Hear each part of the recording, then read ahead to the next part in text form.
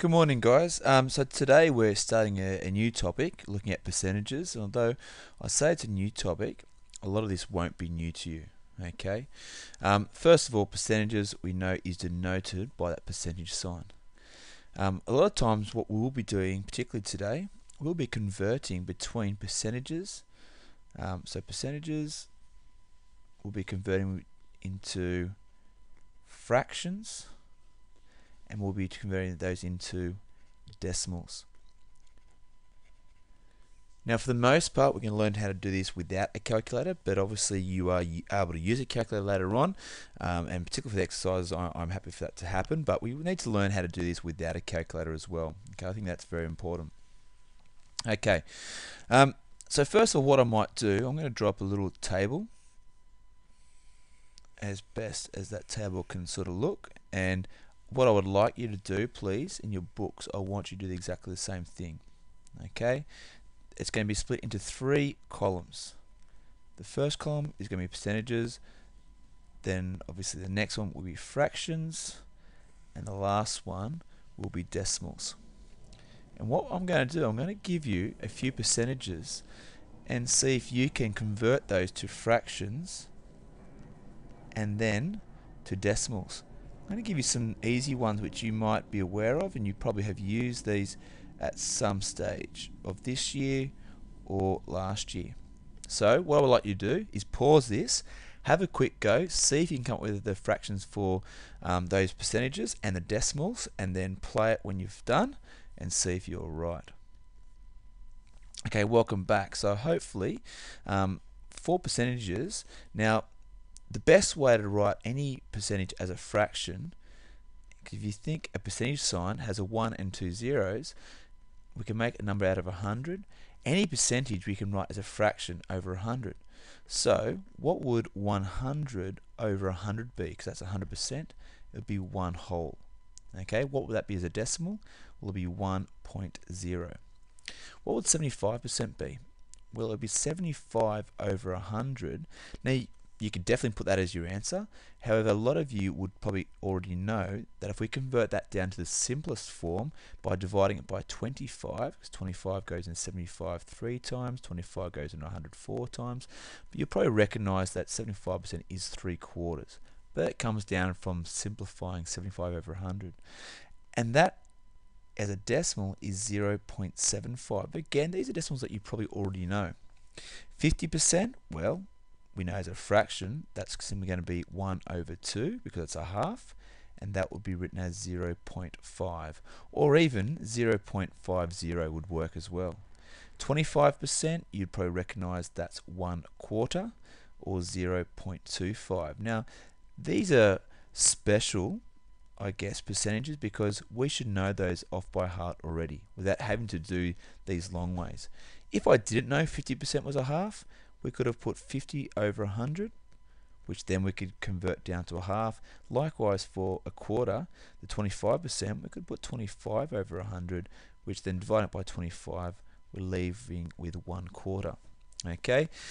What you might also recognize, if we look at our 25%, it's 0.25, 50%, 0.50, 75%, 0.750, 100%, 1.0, and I could probably put a 0 there as well. And what you'll notice, all we're actually doing is putting a decimal in front of those numbers.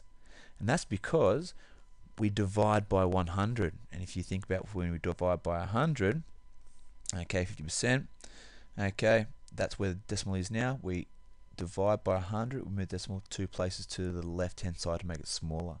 Divide by 100, divide by 100, divide by 100, okay, to make those decimals.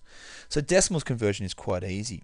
Now, if you're using a calculator, all you have to do in the calculator is, for example, put 75 over 100. You can do this now, and you'll see your calculator automatically will write that as 3/4. That's nice and easy. If you then press your SD key, you'll notice that it puts it into decimal form for you. Okay, so it is very straightforward in writing percentages as fractions and decimals and converting them in and out. Okay, it is a bit more difficult going from a fraction to a percentage, and we'll look at that. But at the moment, we're working from percentages, and we're going to write those as fractions. So let's have a look at some more challenging questions. Not some more challenging questions, but let's just say some questions. So EG1. So what I want you to do is to write these percentages, and again, you can do this in your book as fractions and decimals. Okay, so what I'll get you to do is I'll write all the questions out. You can pause it, have a go at it, and then see if you're right. So we'll start off with 60%. We'll use 35%. And then we'll use a more challenging one, which we'll put it as 8%. And the last one, 12.5%. Okay, so what I want you to do now is pause this. Have a go at putting those into fractions and decimals. Simplest form, please. And then play it and see if you got the right answers. Okay, so hopefully you've got the answers on your screen now. So for 60%, well, that's 60 over 100, which is simply 6 over 10 if I cross those off. And then I can put that down to 3 over 5.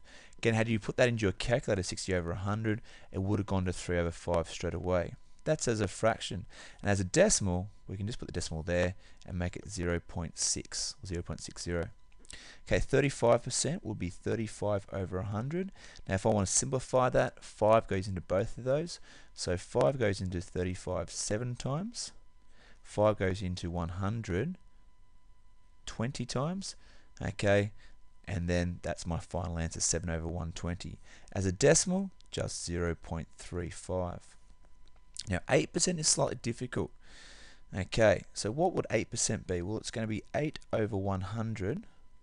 Okay, well, as a decimal might be a little bit more difficult. The fraction is exactly the same, 8 over 100, which you can put as 4 over 50, which is 2 over 25. Okay, so 2 over 25, and that's the smallest form. What would it be as a decimal? Now, had you put 0.8, you would be incorrect, because that would mean, as you can see there, 80%. Okay, so it can't be 80%, because we want 8%. So what do we need to do? If you think about it, that's where the decimal is at the moment. If we divide by 100, that's 1, that's 2, we put a 0 there, so it's 0.08. So just be careful when converting the 8%, otherwise so you might end up with a much bigger percentage. Now 12.5%, that's a bit more challenging. 12.5 over 100. Okay, now again, if you put that into your calculator, it would actually do it for you, get you a nice answer, but we don't have a calculator for this at the moment. Now we don't want to have a decimal as a fraction, so the easiest way for me to get rid of that is to double 12.5. So what's double 12.5? Well, that's 25. What's double 100? Well, that's 200. And now I can simplify it down by using my 5s. 5 goes into 25 5 times. 5 goes into 200. Well, 5 goes into 24 times with a 0. 5 goes into 5 once. 5 goes into 40 8 times. Look at that. We got it down to 1/8. Okay, so that's quite a tough one, as you can see. If I want to write this as a decimal, then it's just 0.12, that's 12%, and I put the 5 there. Okay, so that's a lot of work on working from your percentages and then converting them to then fractions, or in fact converting them to decimals. Okay, so that's your first lesson for Thursday. So have a quick crack at those questions. Complete all the exercises, or all the questions from exercise A and B, like it's been put on the board for you, and make sure that you are checking your answers to make sure you're right. Okay, any problems, put something on Edmodo. I should be able to give you feedback as we're moving. All right, guys, have a great day. I won't see you tomorrow, but I'll see you next week for sure. Have a great day.